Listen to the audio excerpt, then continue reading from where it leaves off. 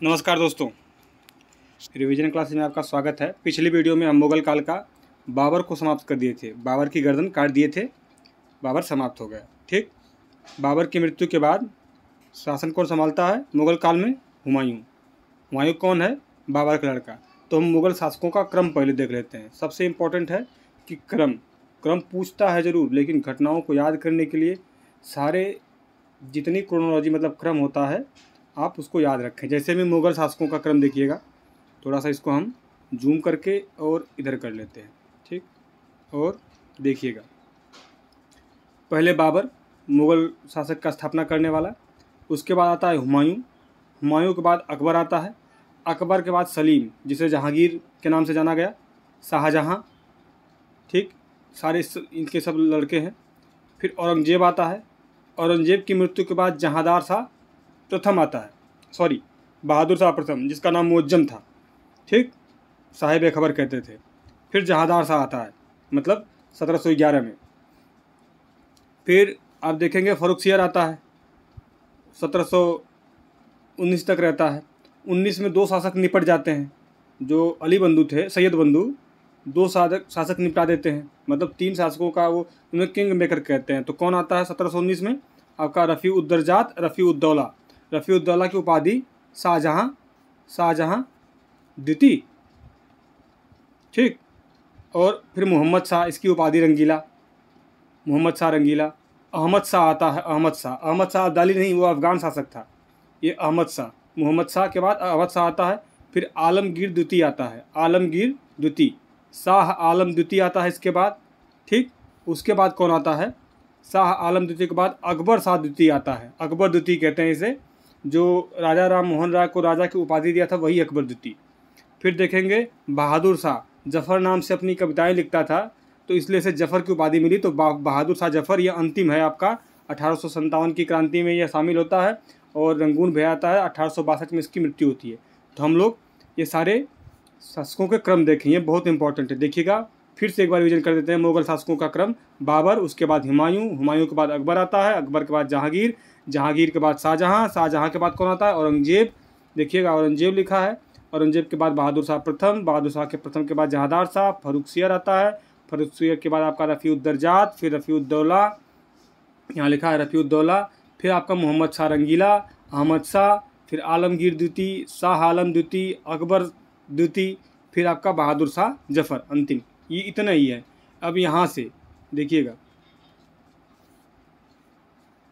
ये यहाँ पे 1707 में मृत्यु होती है ना इसकी, औरंगजेब की। ये उत्तर मुगल कालीन शासक है।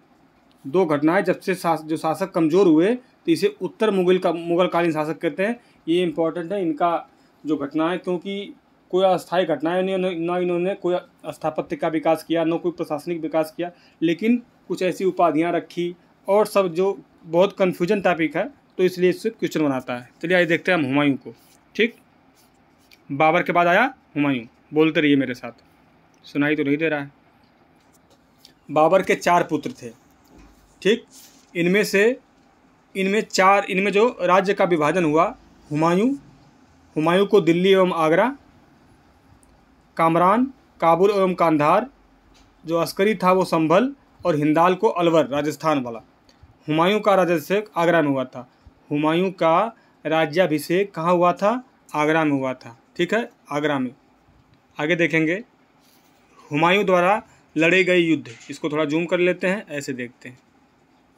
हुमायूं द्वारा लड़े गए युद्ध, कालिंजर पर आक्रमण 1531 में करता है, और हुमायूं का पहला सैनिक अभियान बुंदेलखंड के कालिंजर के विरुद्ध हुआ था।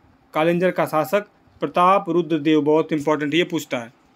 कालिंजर का शासक कौन था? प्रताप रुद्र देव। यह अभियान असफल रहा। ठीक है, कालिंजर का किला बहुत मजबूत था, यह अभियान असफल रहा। फिर आपका दोहरिया का युद्ध होता है, दोहरिया का युद्ध 1532 में। यह युद्ध आपका हुमायूं और अफगान शासक महमूद लुगदी नहीं, यह युद्ध हुमायूं एवं अफगान शासक महमूद लोदी के बीच हुआ था, और इसमें हुमायूं की जीत हुई। कॉन्फिडेंस आ गया। चुनाव पर घेरा, चुनार का किला है ना, यहाँ घेरा करता है जब आपका शेरशाह सूरी की उपाधि तो बाद में मिलती है। अब देखते हैं शेर खां, पहले उसका नाम था। इस प्रकार चुनार पर अफ़गान शासक शेर खां का अधिकार था और शेर खां ने हुमायूं की अधीनता स्वीकार कर ली थी। परिस्थितियों को देखते हुए शेर खां ने हुमायूं की अधीनता स्वीकार कर ली थी और चुनार पर घेरा 1532 में डाला। 1531 कालिंजर, 1532 चुनार का घेरा। फिर आप देखेंगे बहादुर शाह से संघर्ष होता है इसका 1535 से लेकर 36 में। देखते हैं कौन। हुमायूं ने बहादुर शाह पर आक्रमण किया। इसमें गुजरात शासक बहादुर शाह पराजित होता है। गुजरात अभियान है इसका, मतलब गुजरात में बहादुर शाह का शासन रहता है और इसका अभियान करता, आक्रमण करता है। बहादुर शाह पराजित होता है और हुमायूं ने मांडू एवं चंपानेर किले को जीता था। मांडू और चंपानेर किला को जीता था। ठीक, अब आगे आएंगे। ये तो हमारा ख़त्म हो गया भैया। अब आता है चौसा का युद्ध। चौसा, ठीक है, चौसा आम नहीं, चौसा का युद्ध। मुंह में पानी नहीं आना चाहिए। देखिए, चौसा का युद्ध 26 जून 1539, 26 जून 1539। यह युद्ध अफ़गान शासक शेरशाह सूरी की उपाधि मिलती है ना, शेर खां एवं हुमायूं के बीच हुआ था। इस युद्ध में हुमायूं पराजित होता है, लात खा जाते हैं। शेर खां ने शेरशाह उपाधि धारण की। देखिए यहाँ से शेर खां जो उसका पहले नाम था, जब हुमायूं को पहली बार पराजित कर देता है, यह मतलब हुमायूं को यह पराजित कर देता है शेर खां, तो अपनी जो उपाधि रखता है शेरशाह की उपाधि रखता है। ठीक, हुमायूं घोड़े सहित गंगा नदी में कूद गया था एवं निजाम नामक की जो भिस्ती था की सहायता से जान बचाई। हुमायूं ने इस उपकार के बदले भिस्ती को एक दिन का बादशाह बनाया था और यह जब भिस्ती एक दिन का बादशाह बना था तो इसने चमड़े के सिक्के चलाए थे। ठीक है, ये कितना चालाक था। चमड़े के सिक्के, एक दिन के शासनकाल में इतना महत्वाकांक्षी व्यक्ति था कि चमड़े के सिक्के चलाए कि इतिहास में इसके नाम दर्ज हैं। देखिएगा, बेलग्राम का युद्ध आता है। बेलग्राम का युद्ध 17 मई 1540, 17 मई 1540। यह युद्ध शेरशाह सूरी एवं हुमायूं के बीच लड़ा गया था। बेलग्राम या कन्नौज का युद्ध कहते हैं इसे। बेलग्राम कन्नौज के पास है, इसलिए याद रखिएगा, बेलग्राम या कन्नौज कहते हैं इसे। कन्नौज का युद्ध, बेलग्राम का युद्ध या कन्नौज का युद्ध। 1 मिनट, हाँ ठीक, इधर उधर नहीं जाइए।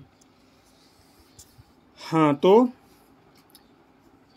यह युद्ध हुमायूं और शेरशाह सूरी के बीच लड़ा गया।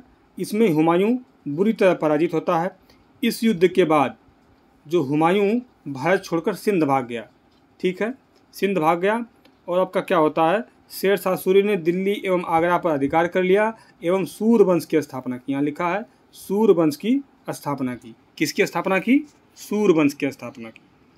ठीक है, निर्वासन काल में हुमायूं, देखिए बेलग्राम युद्ध में पराजित होने के बाद प्रारंभ में हुमायूं अमरकोट के राजा बीरसाल के यहाँ शरण ली थी। देखिए बहुत इंटरेस्टिंग कहानी है।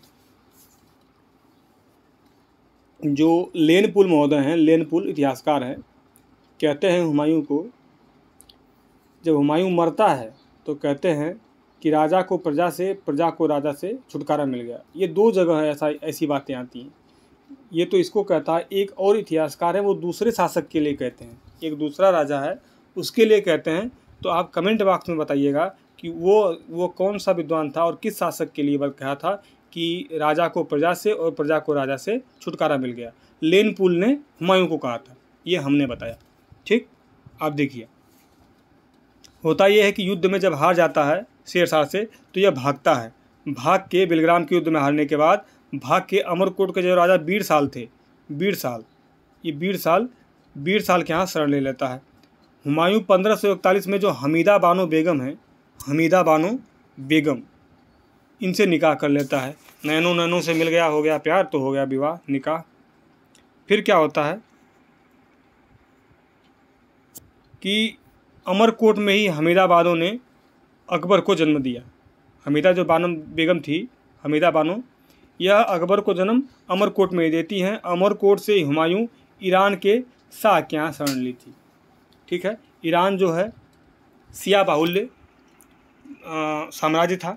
तो जब ये जाता है, क्या कहते हैं कि हुमायूं, तो संदेश जब मिलता है, जो वहाँ का शासक कहता है कि हम तभी शरण देंगे जब आप शिया को कबूल करोगे। तो ये अपना मतलब सुन्नी से शिया बन जाता है। फिर वहाँ जाता है, वहाँ पे शरण लेता है, बहुत दिन तक रहता है। जब क्या कहते हैं शेरशाह सूरी मर जाता है तब वापस आता है फिर आक्रमण करने के लिए। देखते हैं 1545 में हुमायूं ने कंधार काबुल पर अधिकार कर लिया था, क्योंकि 1545 में शेर शाह सूरी मर जाता है। ठीक है। हुमायूं 1555 में ईरान के शाह तथा बैरम खां की मदद से पुनः सिंहासन प्राप्त किया था 1555 में। तब तक 15 वर्षों का शासन शेर शाह सूरी और उसके पुत्रों ने चलाया था। ठीक है। सूर वंश देखिएगा, द्वितीय अफगान वंश। द्वितीय क्यों? पहला अफगान वंश जो है, लोदी वंश जो है, लोदी हैं वो अफगानी थे, तो पहला अफगान वंश जो है दिल्ली सल्तनत में लोदियों ने स्थापित किया था। तो ये दूसरा अफगान वंश है सूरियों का, सूर वंश है। देखिएगा यहाँ पे लिखा है, ये कहाँ से आ गया, इधर चलो हटो।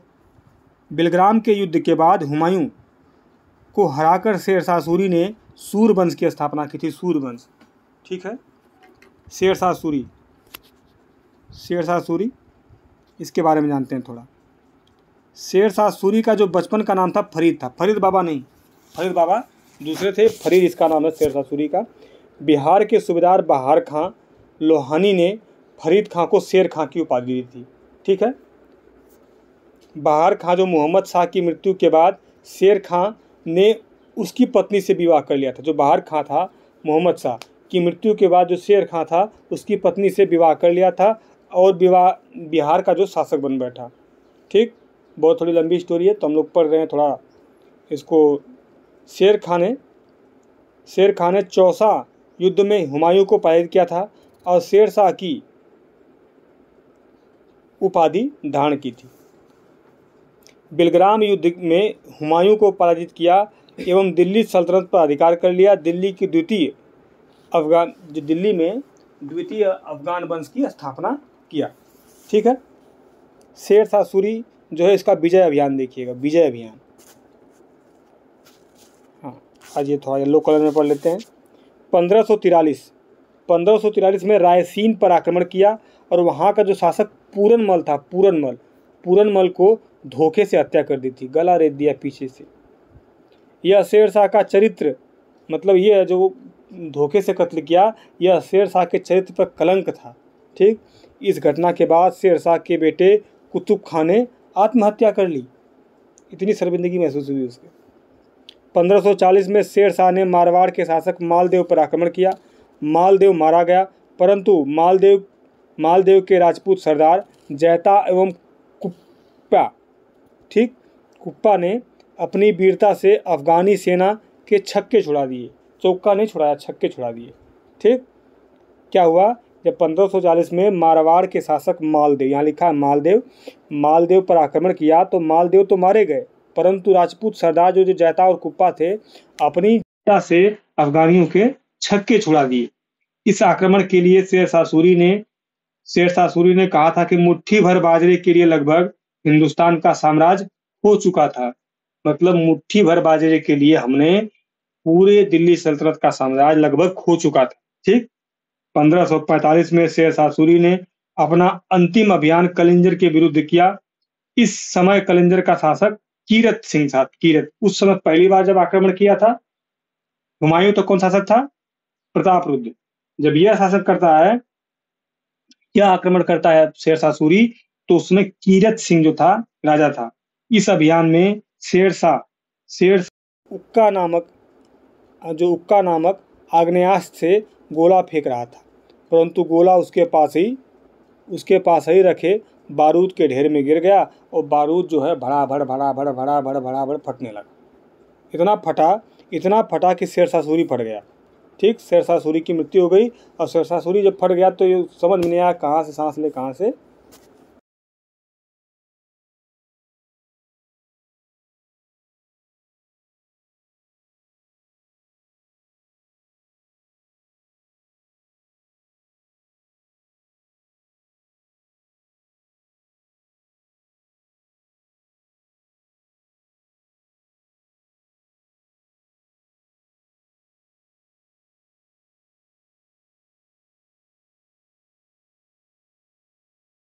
सरकारों में विभाजित किया था।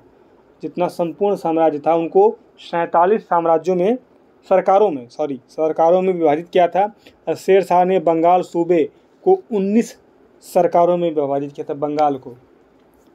ठीक, सिकदार का पद जो होता था यह सैनिक अधिकारी होते थे। जो सिकदार होते थे शेरशाह सूरी के समय वो सैनिक अधिकारी होते थे। एक था मुंसिफ़े मुसिफ़ान। मुंसिफ़े मुसिफ़ान यह न्यायिक अधिकारी होता था। मुंसिफ़े मुसिफ़ान जो होता था वो शेरशाह सूरी के समय न्यायिक अधिकारी होता था। शेरशाह की लगान व्यवस्था मुख्य रूप से रैयतवाड़ी थी, जिसमें किसानों से प्रत्यक्ष संपर्क स्थापित किया था। देखिएगा, शेरशाह ने उत्पादन के आधार पर भूमि को 3 श्रेणियों में विभाजित किया था, अच्छी, मध्यम और खराब। देखिएगा, जरीबाना क्या था? यह भूमि सर्वेक्षण शुल्क था। जरीबाना नाम से भूमि सर्वेक्षण शुल्क था। और लाल खतरा देखते हैं, महासिलाना आपका कर संग्रह शुल्क था। खतरा हो गया ना, लाल इसलिए लिए हैं। महासिलाना आपका कर संग्रह शुल्क था। गाँव में कानून व्यवस्था स्थापित करने के लिए चौधरी एवं मुकद्दम नामक स्थानीय मुखिया जो थे वो आपका व्यवस्था संभालते थे। ठीक, स्थानीय मुखिया करते थे जो गाँवों के कानून व्यवस्था देखते थे, चौधरी और मुकद्दम।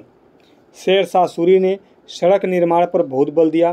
शेरशाह सूरी मार्ग, जिससे वर्तमान में ग्रांड ट्रंक रोड कहते हैं, इसका निर्माण शेरशाह सूरी ने करवाया था। ठीक है, शेरशाह सूरी ने मरम्मत करवाई थी, मतलब आपको पक्का करवाया था। इसको उत्तरापथ कहते थे। इसका निर्माण चंद्रगुप्त मौर्य ने कराया था। उसका फिर रिपेयर आपका शेरशाह सूरी करवाता है। फिर लास्ट में इसको जो फर्श मतलब इसका पक्की सड़क बनवाता है आपका ऑकलैंड बनवाता है।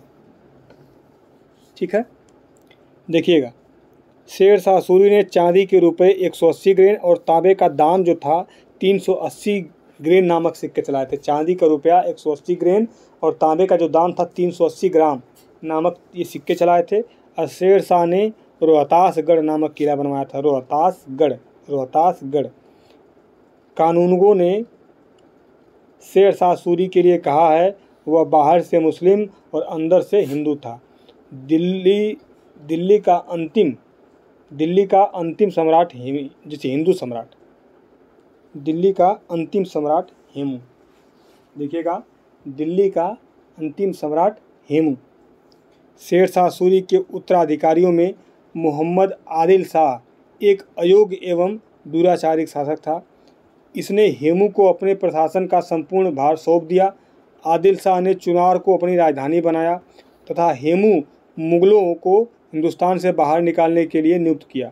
आदिल शाह के शासक बनते ही हेमू प्रधानमंत्री बन गया। ठीक है, और हेमू ने अपने स्वामी के लिए 24 लड़ाई लड़ी। 24, हाँ, हेमू ने अपने स्वामी के लिए मतलब अपने राजा के लिए 24 लड़ाइयाँ लड़ी थी, जिसमें से 22 लड़ाइयों में सफलता प्राप्त की थी। जियो शेर जियो। हेमू ने विक्रमादित्य की उपाधि धारण की थी। वह दिल्ली की गद्दी पर बैठने वाला अंतिम हिंदू सम्राट था। इसका शासन बहुत ही अल्पकालिक था क्योंकि अकबर उनको ठोक देता है।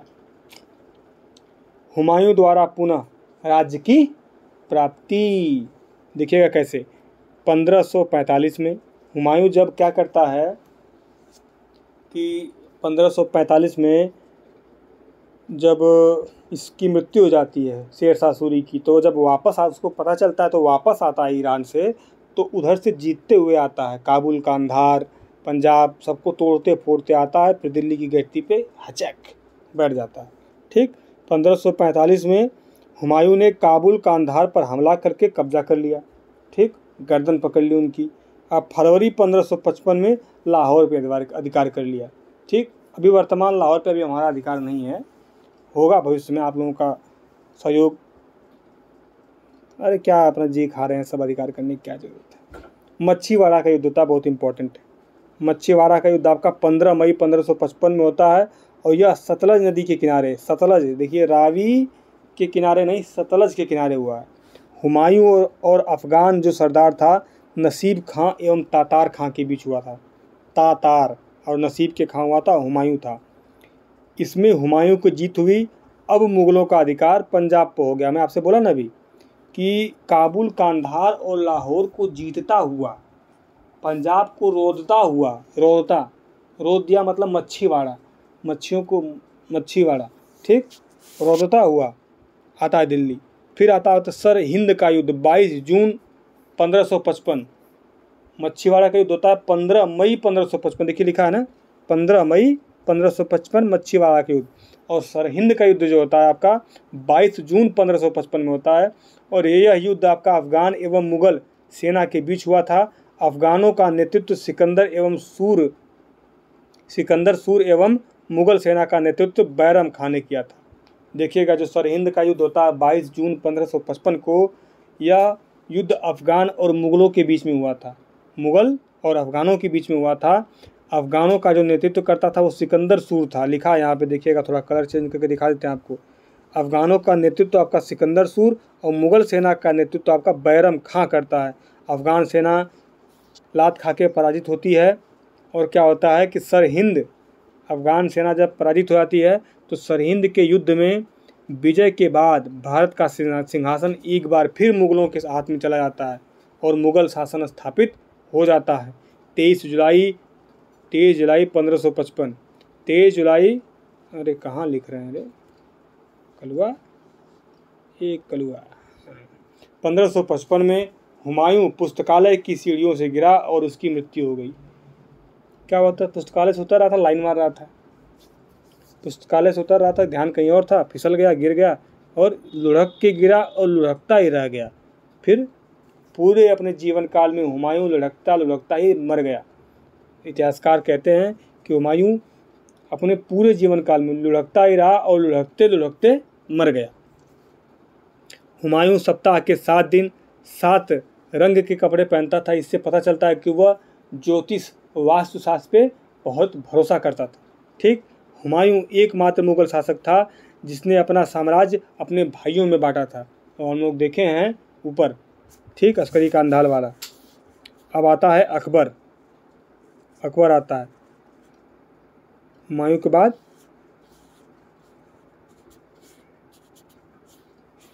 अकबर आता है और अकबर का जो चैप्टर है उसको देखते हैं कि ये आज पढ़ा जाए कि कल पढ़ा जाए। ठीक है, ठीक है, तो देखिएगा अकबर तक हम बहुत जल्दी क्लास कंप्लीट हो जाएगी। अकबर के बाद आपका कौन आएगा, शाहजहाँ, फिर आपका जहांगीर आएगा, जहांगीर के बाद शाहजहाँ आएगा, औरंगजेब आएगा। उत्तरकालीन मुग़ल कालीन जो होता है इसमें पढ़ लेंगे, नहीं तो फिर हम मॉडर्न पढ़ेंगे तो उसमें मुग़लों का पतन होता है, उसमें भी उसको पढ़ते हैं। तो जहाँ सूटेबल होगा उनके बारे में पढ़ लेंगे। उनके बारे में शासन क्रम पूछता है, थोड़ा थोड़ा पूछता है। ठीक, तो बहुत जल्दी क्लास कंप्लीट हो जाएगी आपकी ये मुग़ल साम्राज्य की। फिर हम लोग आएंगे मॉडर्न पे, जहाँ से ज़्यादा क्वेश्चन पूछता है। तब तक के लिए धन्यवाद। जय हिंद, खुश रहें, मस्त रहें।